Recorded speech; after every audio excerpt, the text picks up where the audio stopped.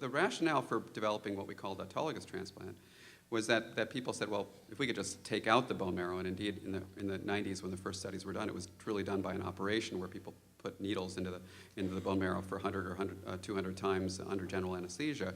And they saved those marrow cells, just like the marrow you see in a chicken bone, basically. They pulled it out with a needle and froze it in the laboratory. And they said, well, now that the bone marrow is out of the way, maybe we can give really high doses of chemotherapy that are more likely to cure malignancies. Okay? And indeed, that worked. So they could now give high doses of chemotherapy and just infuse the stem cells back. They aren't put back in an operation, they're actually infused into the vein, and they find their way into the bone marrow and regrow blood cells.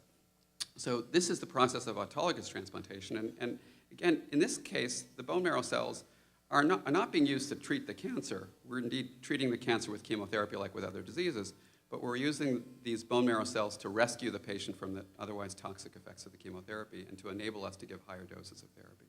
But because we're giving higher doses of therapy, this is a more intensive approach. There are more risks to organ systems.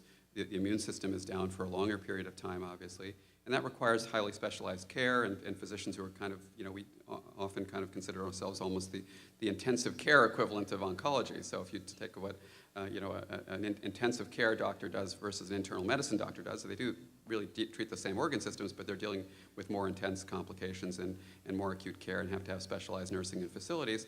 This is kind of what we do in the setting of transplantation. There's what we call allogeneic transplantation, where we're actually using cells from another individual or a donor. And this was used really with the same rationale, that for some patients, we couldn't actually use their own marrow to rescue them from the high dose of chemotherapy, because in fact their own marrow was often filled with malignant cells. And indeed for most acute leukemia is a disease that starts in the bone marrow. So you can imagine if you have a bone marrow that's filled with cancer, if you just infuse those cells back, the thought was that this would be a futile approach. And by using the marrow of somebody else who is immunologically matched and therefore compatible as a donor, you would basically be infusing a clean bone marrow. Okay? So the rationale for using an allogeneic transplant was the same thing, that we would be giving high dose of chemotherapy that could cure more cancer cells, kill more cancer cells and cure the cancer more effectively. We knew that complications started to arise when we used cells from other donors. And indeed, what we found out was that even though we were able to type the donors and the recipients and try to get them closely matched, that sometimes the donor T cells, which are cells that protect us from virus infections, attack the recipient, causing a condition called graft versus host disease. So long story short, by the 1980s or so, we recognized that there were ways that we could mechanically take the T cells out of the donor stem cell product. Okay, so if we took bone marrow out, it had T cells in it, and people found a way to get rid of the T cells, and they thought, if we do the transplant now, we'll get rid of that major complication of graft versus host disease. And indeed, that was the case. So if you do a transplant from a donor and you collect the stem cells, now we collect the stem cells from the peripheral blood rather than doing that operation, we have both the stem cells that form the blood and recover the blood-forming production, but we also have these T cells that can attack the recipient, so that when the T cells are taken out, you don't get graft versus host disease. But a very surprising and counterintuitive thing happened when people started looking back at these transplants done without T cells, and it was recognized that patients who had transplants done without the T cells were much more likely to relapse. Okay? So when you took the T cells out of the donor graft, the relapse rate after transplant, because unfortunately after what we do, there's still an inevitable chance that in some patients the malignancy will come back,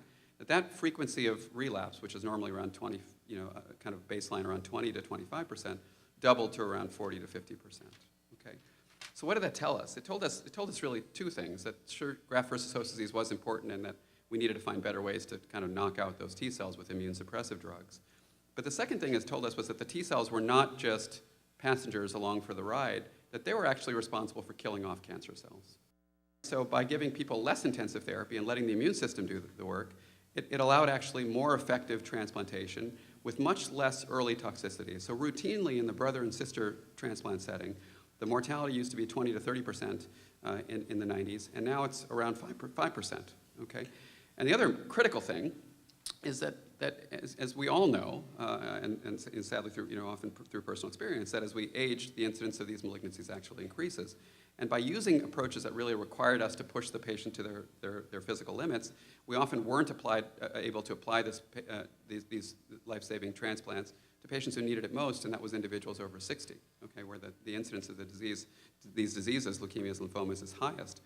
So that allowed us to really push the ceiling of transplantation to routinely about 55 in the early 1990s, to about 60 in the late 1990s, to now 70 or so for donor transplants, and about 75 or so for autologous transplants where we don't have these immune complications. So that's been enormously important, and the frequency and the number of unrelated donor transplants done in the United States has dramatically increased because of this, as well as better understanding of how the immune system is matched from donor to recipient. So my research stands at the crossroads of how the immune system works and in cancer therapy.